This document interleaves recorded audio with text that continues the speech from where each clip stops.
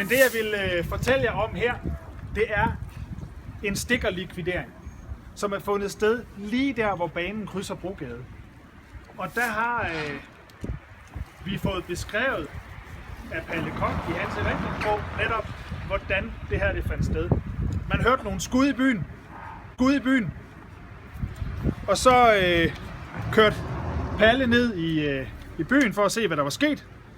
Og så skriver han, det var en stikker, som blev kaldt for den lille med rullekraven. Vi så ham ligge dødeligt såret hen over skinnerne der, hvor banelinjen til Odense krydsede Brogade. Manden på sporene var meget alene, som han lå der og forsøgte at gennemføre sit livs sidste aktive handling. At få fat i sin revolver, hvilket var for sent. Dernæst at få fat i sin bløde hat, som han havde tabt, da han faldt om. Det lykkedes ham at nå hatten og sætte den på hovedet. Siden lå han helt stille efter et slutspil, der var lige så banalt, som det var grotesk. Den lille med rullekraven blev han kaldt, og han døde et par timer senere på sygehus. Og det er jo altså, der fandt 2 stikkerlikvideringer af sted samme dag. Den ene var hernede, det var den lille med rullekraven, og den anden var med en hippomand, der hed Christensen, heroppe i svinget, hvor BR ligger i dag.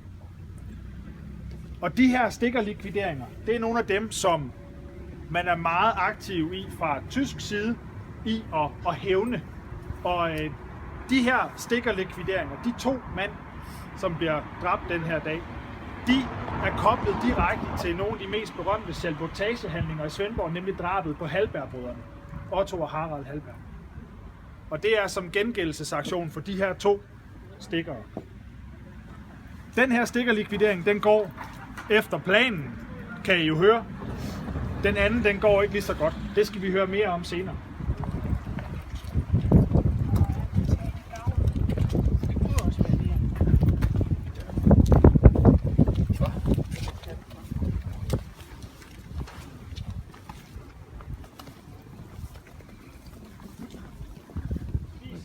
Svendborg Avis, at Skattergade var et helvede af skrattende maskingeværer, maskinpistoler, knaldende karabiner og håndgranater, der blev kastet.